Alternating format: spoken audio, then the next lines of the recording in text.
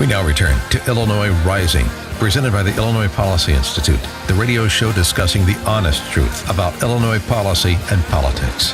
Here's AM 560's Dan Proft.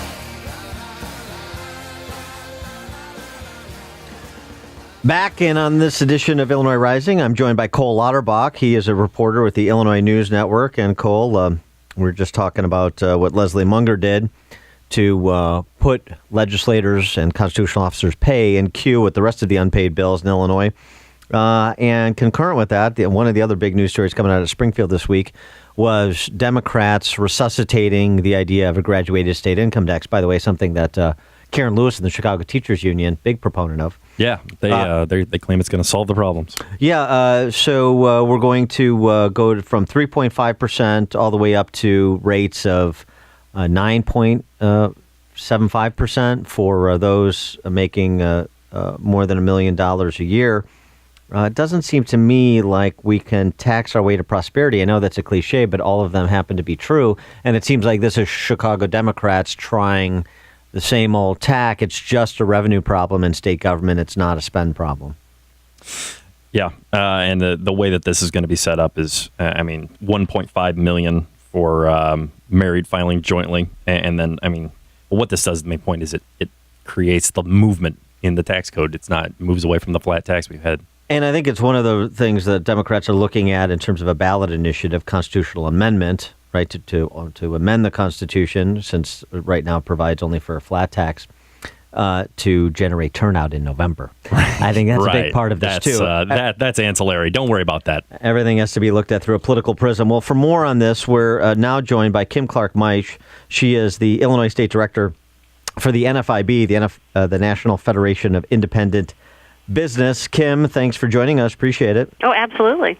So why shouldn't your fat cat members pay their fair share in Illinois and help the state dig itself out of its backlog of unpaid bills and underfunded schools and underfunded Medicaid program and underfunded infrastructure and all the rest?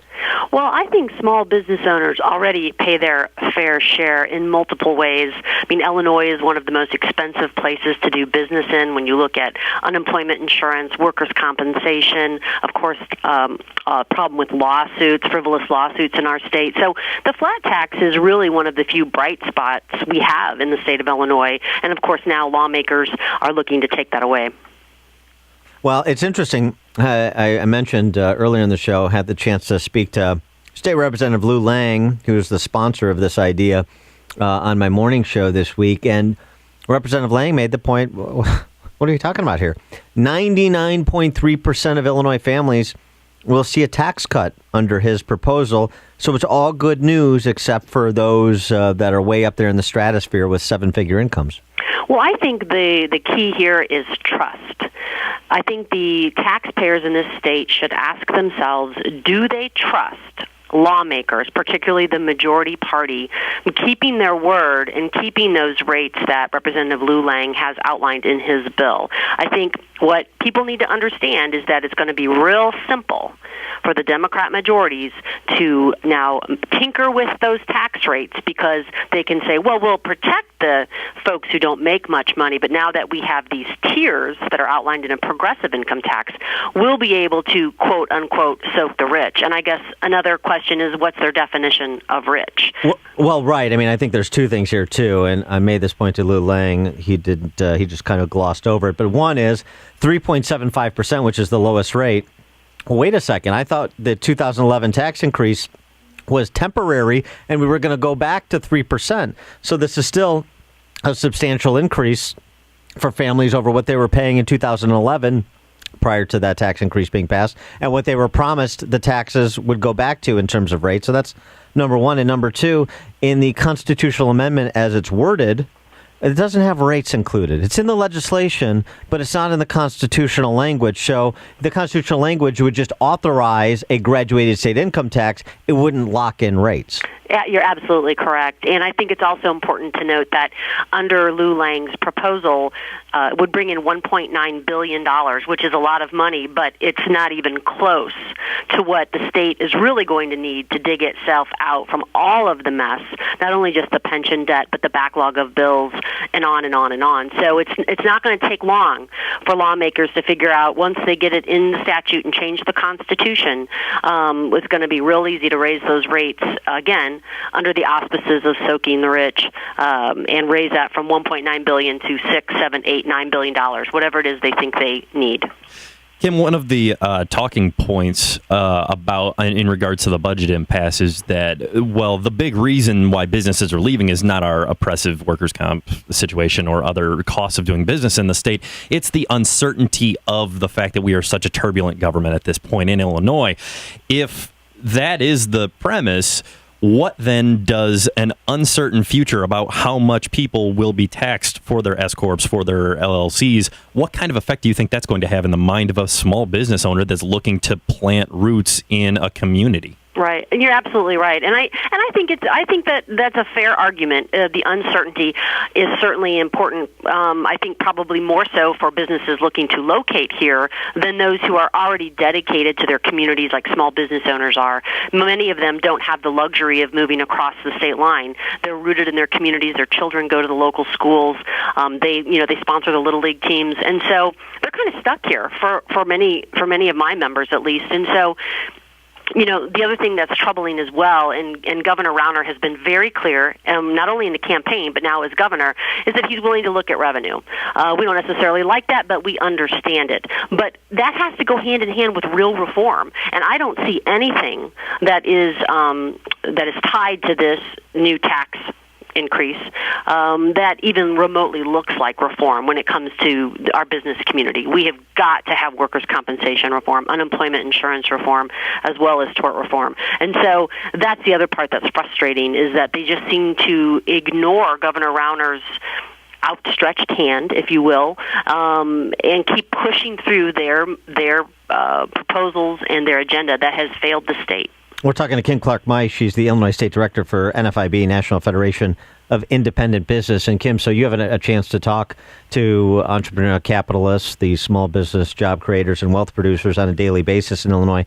And I wonder what those conversations are like, because I just talked to kind of a cross-section of people, and I got to tell you, you talk to almost anybody in this state, within a couple of minutes, they're telling you about their exit strategy from Illinois, and we've seen the exodus. And I wonder what your members say about their long-term commitment to this state if things continue on this path. Well, our folks are more, it's less like I'm going to move my business to Iowa as opposed to I'm going to retire.